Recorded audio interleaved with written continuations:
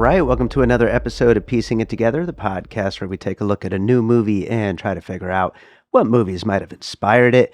And today on the show, we are talking about Oh Hi, a really fun comedy that, as I'm going to mention in the introduction to the conversation with our friend Eric Langberg, who's joining me, I don't know what happened to this movie.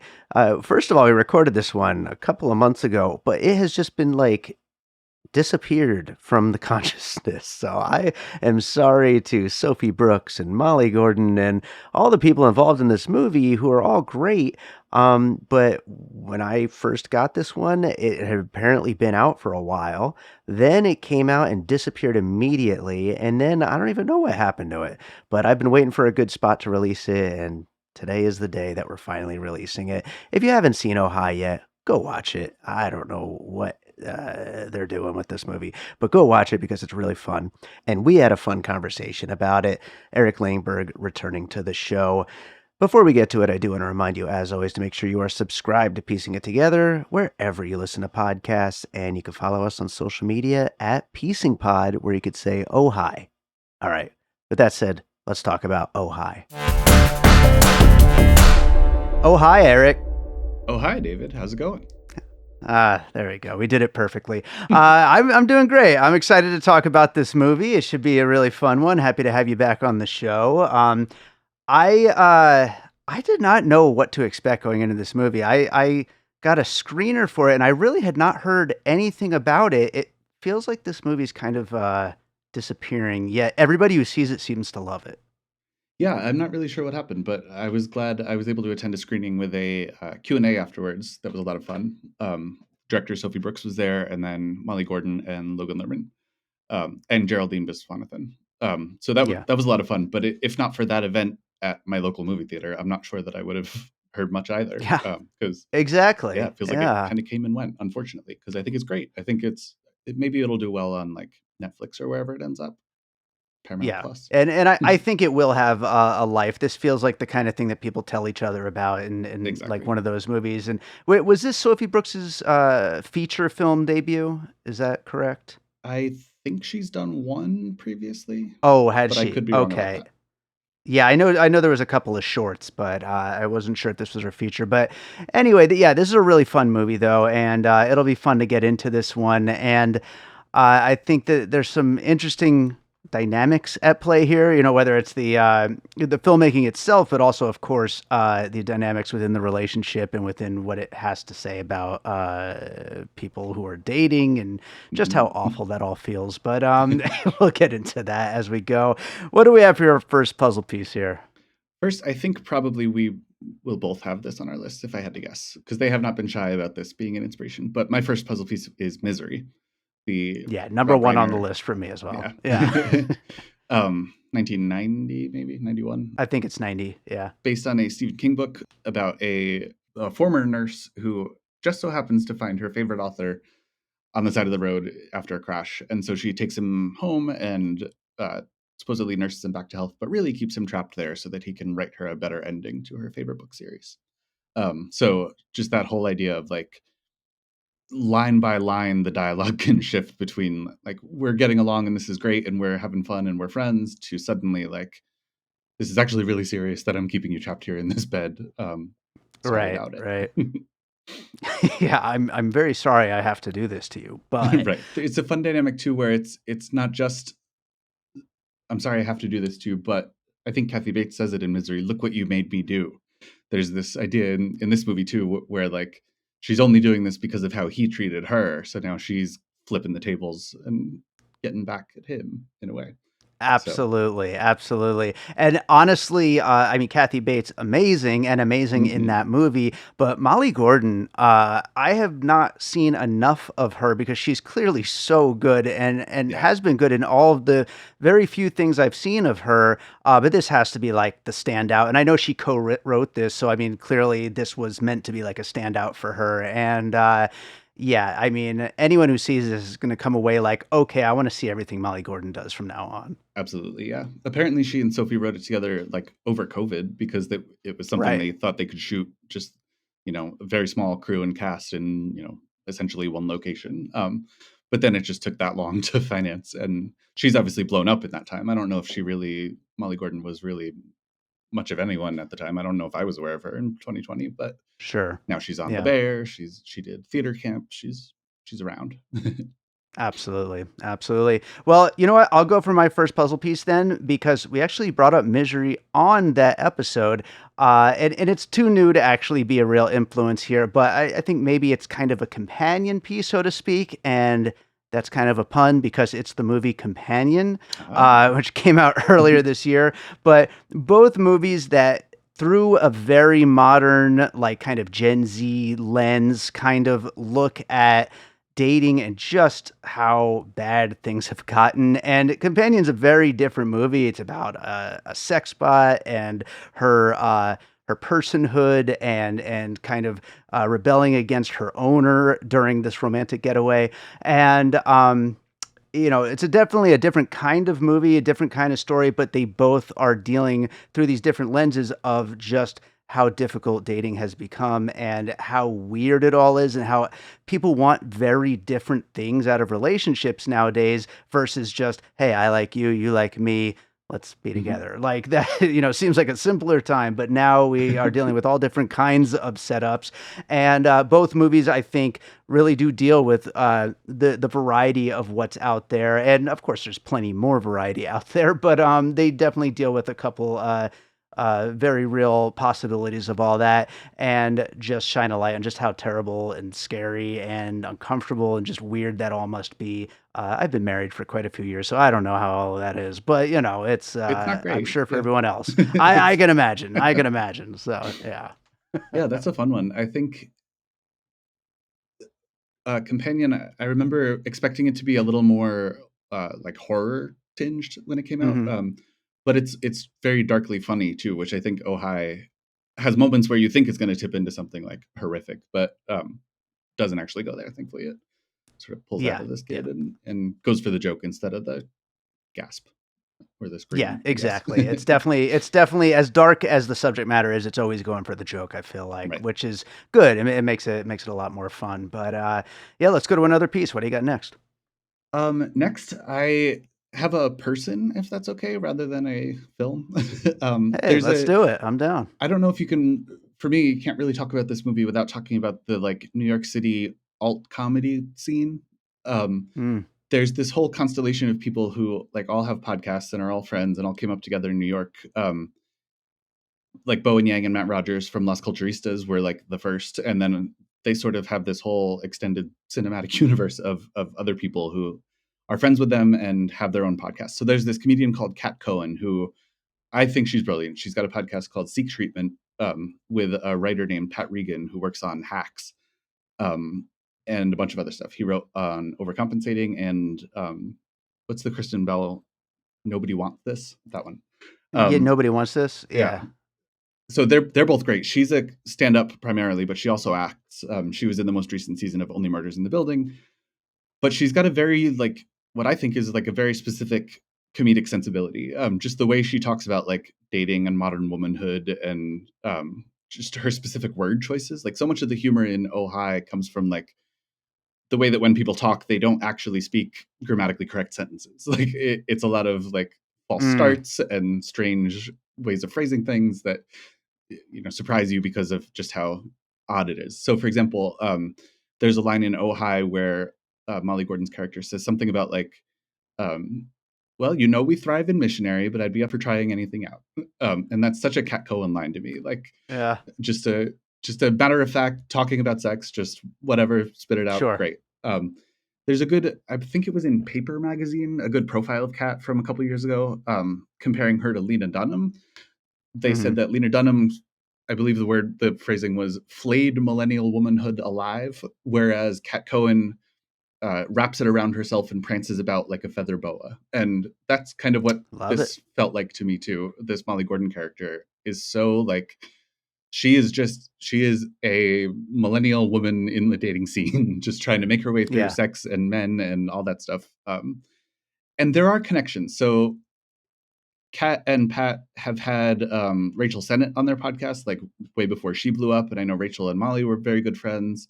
Hmm. Molly also was very good friends for a long while. There's like rumors that something happened with Ben Platt, and Ben has been on this podcast as well and has performed at like some of their live events. So like it would be very surprising to me if Molly Gordon was not aware of Kat Cohen's comedy. Like that Sure, influence really sure. comes through for me. So highly recommend it. She's got a Netflix special actually. Her Netflix special is called The Twist. She's gorgeous. And it's very fun. She does like a little bit of musical thing, like the bit where he has the like dream where she sings the Dolly Parton song to him. Hmm. Felt so Kat Cohen. It's like a performance of a performance of a performance of seduction. Like just Nice. over the top, silly, slinky, hips swinging, all sorts of silly, yeah, I having love fun it. with womanhood and performing romance.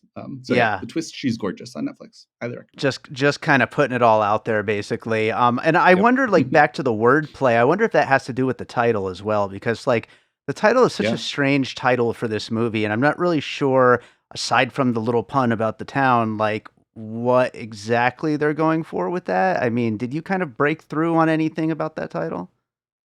I don't think so. It's a joke about the town name, and then they all keep saying it to each other. Like when she Sure. knocks on the door and David Cross answers the door, Yeah. oh hi. It just comes up a lot. But yeah, I guess I'm not really sure. Yeah, Yeah, it's a no. very, very interesting title, but yeah, I'm not sure. Maybe that comes in there somewhere as well. But yeah, I'm gonna have to check out Kat Cohen's special. It sounds like a lot of fun. I will go for my next one. I'm gonna go with a film I just absolutely love. Ingrid Goes West with Aubrey Plaza. Oh, Um, great one. Such a great movie, and mental illness is certainly a factor in Ingrid Goes West, and maybe to a degree here in Ojai, but more so, I think it's just a matter of a mindset that somebody gets into once a lot of shitty things just kind of happen and just kind of put them down a path where terrible decisions start to snowball. And I think that Aubrey Plaza's character, Ingrid, in Ingrid Goes West, like at a certain point, she can't stop herself. And you kind of get that same sense out of Molly Gordon here in Ojai that even she could take a step back at any moment and see like, God, what the fuck am I doing? But Yeah. at this point, she's dug herself in way too much and she just can't stop anymore. And it's really fun for like comedy effect, but it's also great for just kind of really nailing the point home and really just hammering it in so you could kind of see like we know where things go when relationships kind of blow up, but what if they just really keep going and things get way too out of hand? And that's something that we, of course, look to movies for because we hope that doesn't happen in real life. But it's great to watch in both these movies. Exactly. That's something that really always gets me in like cringe comedy is the idea of like I'm way more into you than you are into me, Yes, which is what sure. Ingrid Goes West is all about. She's obsessed with this influencer she sees online, and she wants to track her down and be her bestie. But Yeah. of course, that's creepy and weird. So yeah, just that moment in Ojai when like the conversation flips and you realize that they're just not on the same page about what kind of relationship this is, I thought was so good. Like Yeah, I went into this absolutely. knowing nothing about it really, other than Logan Lerman chained to a bed. So that was Yeah, enough to get me in the door. But 100%, 100%. Well, what do you got next? speaking of people being chained to a bed, I guess the other, well, I guess I have one more after this, but the main like somebody handcuffed to a bed movie that came to mind was Mike Flanagan's adaptation of Gerald's Game, which I guess is a second Stephen King uh, reference here. But it's about a couple who go out to the woods to sort of try to rekindle their romance in a cabin, and that involves a little bit of kinky sex. And Hmm. so Carla Gugino plays the woman who winds up handcuffed to the bed, but then her husband has a heart attack and dies. And so she's out in Hmm. this remote cabin, his dead body on the floor, and she's stuck in the bed. And so um, it's very fun. He That book is so disturbing, but it's just the one location essentially. And so in adapting it to a film, he's got to kind of get inventive with it in very Sure. fun ways. And Flanagan is so good at interpreting Stephen King's like heart always, I think. There's the scary stuff, yes, but the scary stuff in Stephen King, I think, works because of the emotions that are always involved. These are, even though they talk in very, specific idiosyncratic dialogue, King's characters always feel like people, I think. And Mike Flanagan gets that. And Gerald's game is fantastic at like, even though it's this like puzzle movie essentially, how is she going to get out of these handcuffs? There's always such an emotional journey going on, and I liked that in Oh Hi too. It's not just about the bed; it's about her considering her place in, like we've been saying, the modern dating world. Sure, sure. um, there's they're both Molly and Logan, I think, are really good at selling the emotion of it too. Like that first act where you think it's just a rom com, whatever. They have fantastic chemistry. So Absolutely. when it turns, is really really fun. But yeah, like with Misery, there's the potential for it to go in a horrific direction, but they land somewhere more poignant. I think more interesting than just scary. Yeah, absolutely. I think Gerald's Game is a better version. I was gonna bring up Tie Me Up, Tie Me Down, which, definitely Right? more people being tied up in rooms, crazy stuff happening. But I Yep. think that's a better version. I'll include my Tie Me Up, Tie Me Down on the list, but we'll call Gerald's Game the ultimate tie me up puzzle piece. But so instead of going to that one, I will go. Speaking of the performances, this is definitely on a different level of drama. This is certainly more of just a straight up comedy. Oh hi, but Leaving Las Vegas is a movie I was thinking about with Nick Cage and Elizabeth Shue. But as far as doomed romances, doomed getaways, great performances with fun, very messy people who are even though they're kind of perfect for each other, they are horrible for each other. I think that it is kind of the ultimate when it comes to that, and it's such a freaking great movie. And again, they're very different tones, but as far as putting these kinds of characters together with incredible chemistry and really great performances, and you just know from the opening frame. Well, you don't know in Ojai, but once that switch comes in, you are 100% sure, like, oh yeah, this is never going to be okay. And then just watching how badly it kind of just disintegrates. Leaving Las Vegas, though, much darker, but I think a good place to go as far as like explaining just how doomed these people are. That's fun. I have actually never seen that, so I don't unfortunately have much to add there. Hey, But it's yeah, it's a great movie, worth good checking one. I out. love young Nick Cage. Definitely should check Oh that yeah, out. absolutely. Well, you said you got one more for us? Two actually. All right, cool. Um, I have one more specifically involving handcuffs. um, Ha, there you go. Too new to be an actual inspiration, but it made me think a bit of last year's Strange Darling. Was I Oh on yeah. your episode about that? Maybe. I know Maybe. we talked I about it at some point. remember. I can't But remember anyway, anything at this point, but yeah. yeah. But there's a bit in that movie where they're in a like a hotel room getting a little kinky with the handcuffs, and sort of like in Oh Hi, it's really playing with gender roles. Like you're not sure who's going to be tied up and whether somebody's in danger or how it gets flipped on its head. And it's a lot of fun to watch the sexual power play turn into something more psychological. Mm, And I thought Oh Hi did that really well too. Like Strange Darling, it could be easy to make like a female villain just over the top and evil, and she's such a bitch for what she's doing to this man, whatever. But mm, both movies, I think, are more nuanced than that for sure. They're about turning a man's actions back on him, essentially, making him see the yeah. way that he's stringing women along and treating them like disposable, you know, just a Yeah. thing, whatever. I, I think Yeah, also I hadn't thought of Strange Darling, but now that you mention it, they are both movies in a sea of shying away from sex in movies. They're both true. they're both movies that really do kind of like go for it and show quite a bit of the sex between the characters because it's important. And so Yeah, that's another way that you can kind of connect these two movies really well. as Molly Gordon points out in this movie, he eats her out in broad daylight. So, Yes, exactly. Yeah. So we don't get a lot of that in movies nowadays. nope. So yeah, good to see. Um, I will go for my next one with a movie most people hate, but I really, really liked. And that is Malcolm and Marie. Oh, A movie with John David Washington and Zendaya in a room for 2 hours just screaming at each other. And it's very easy to kind of boil this movie Oh Hi down to like these archetypes of like women are crazy and men are assholes, and like that's Mhm. what dating is.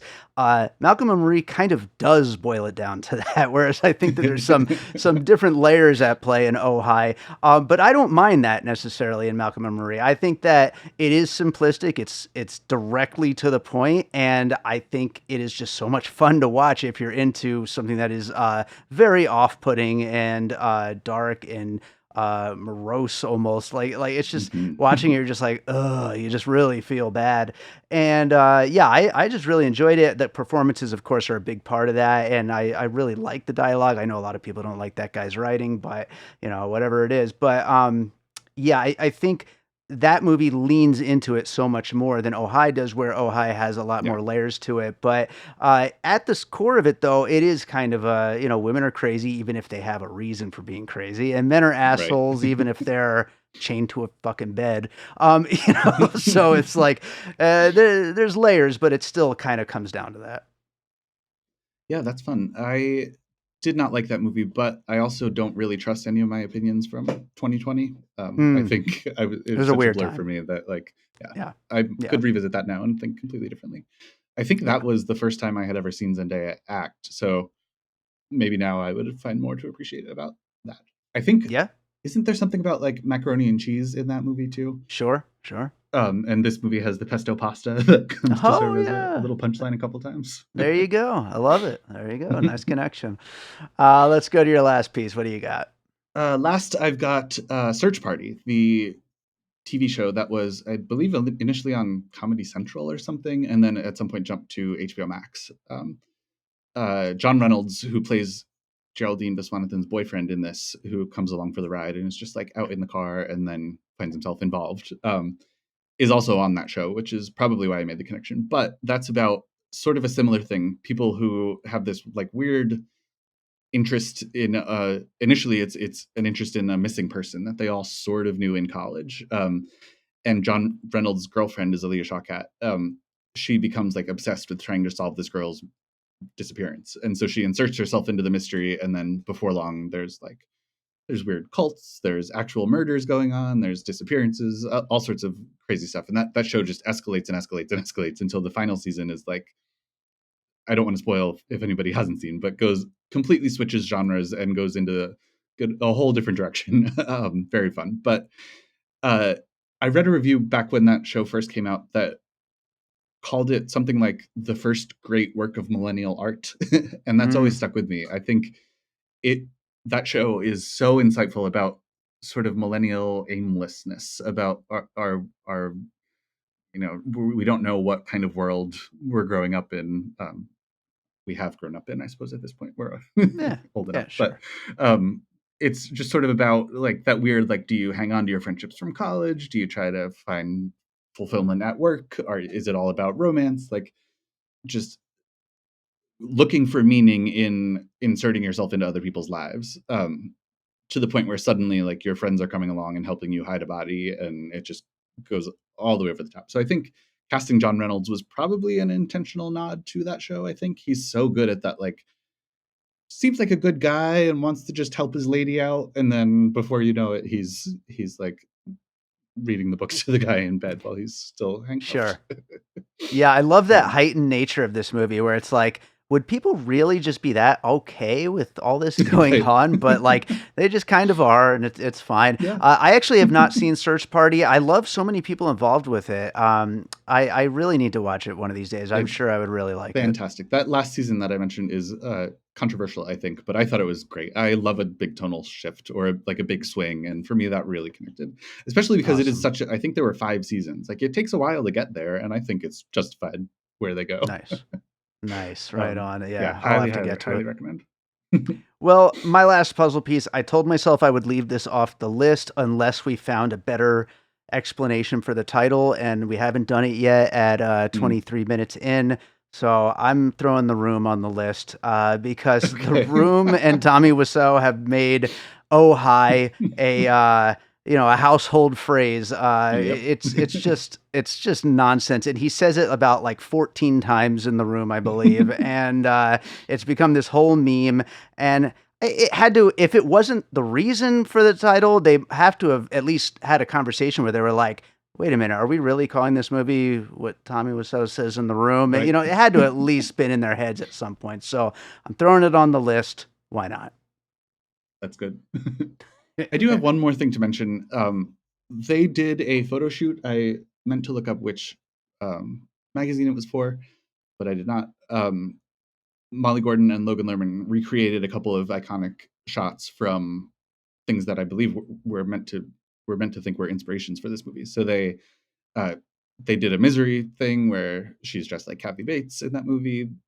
Nice. Tie Me Up, Tie Me Down is one of the movies that they recreated for that Right shoot too. on. But then the other two on that list, I don't necessarily see the connection personally, so I didn't cheat and steal them. But they also recreated the Basic Instinct poster and then a shot from Sex and the City of just them like brushing their teeth in their underwear. I don't know.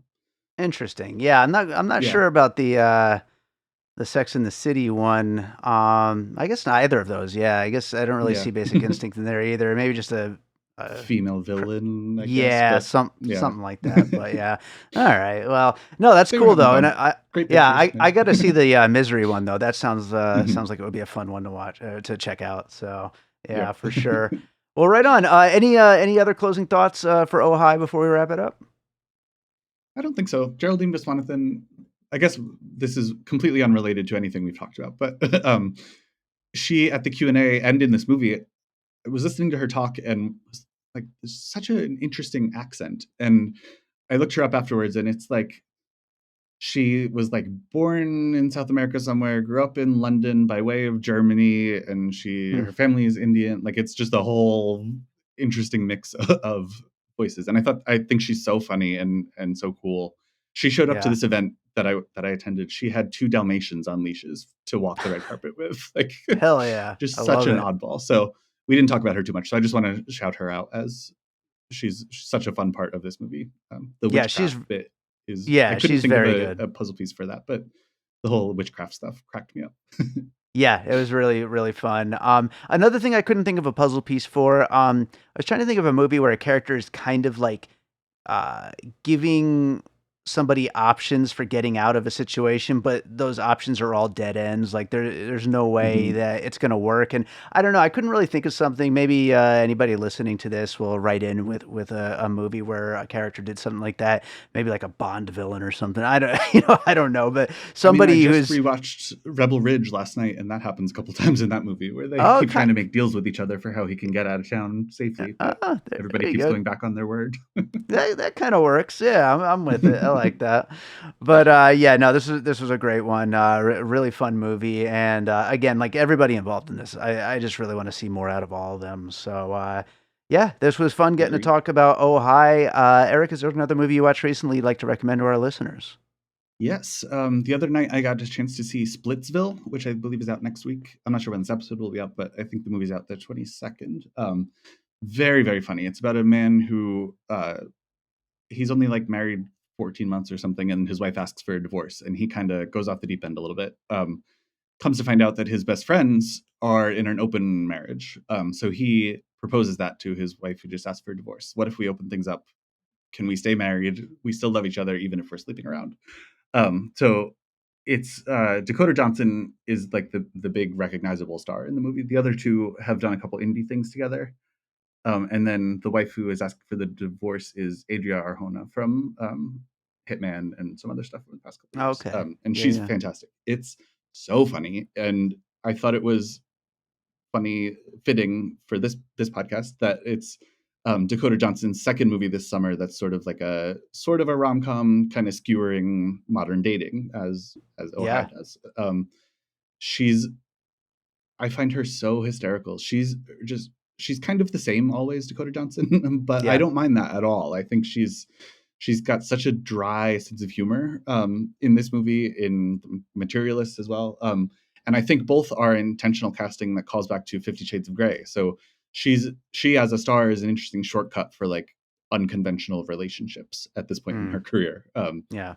Leaving Madam Web aside or whatever, but it's she's a good way for the audience to like, oh, I recognize her. I know how to read her expression for what's going on. I can find the sense of humor in this movie because it is a little off kilter and oddball, but it's a very smartly written, like tightly written script, I think. And the two male leads, one of whom directed, wrote it together, and so it's just this like kind of like oh hi, this like ever escalating. We've set these boundaries with each other. We're two couples in open relationships. How are all these people going to start clashing and bouncing off each other and getting more jealous and more jealous and more jealous until finally things just kind of explode? So very, very fun movie. Splitsville, highly recommend.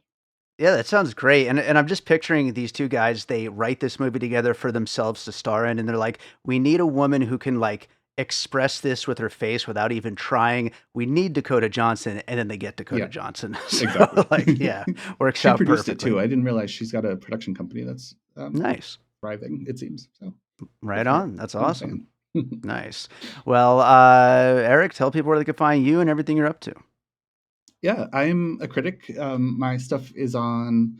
I have a Medium publication called Everything's Interesting. I'm on Blue Sky at Eric Anders, Anders.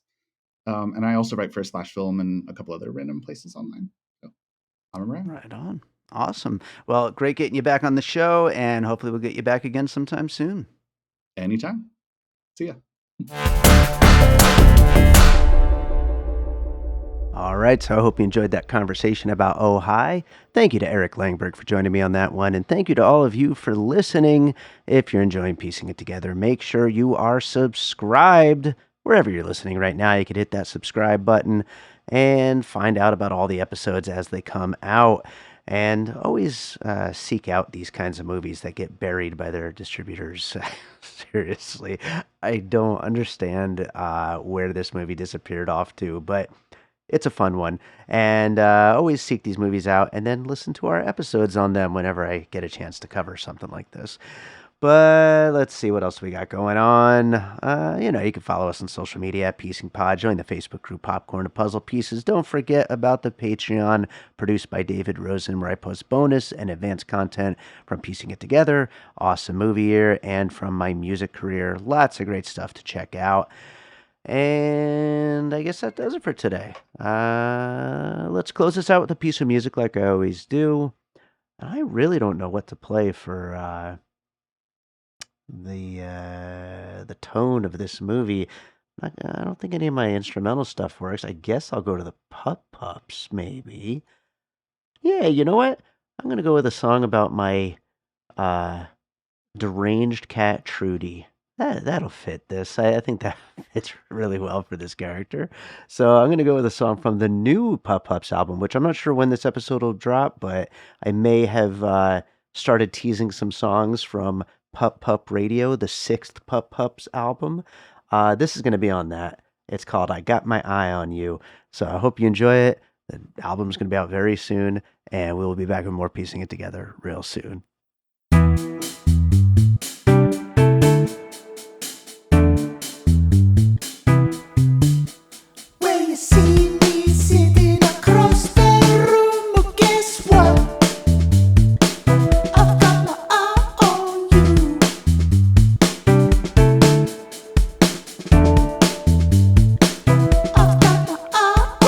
Everybody loves me, don't you know? That's why I'm sitting here.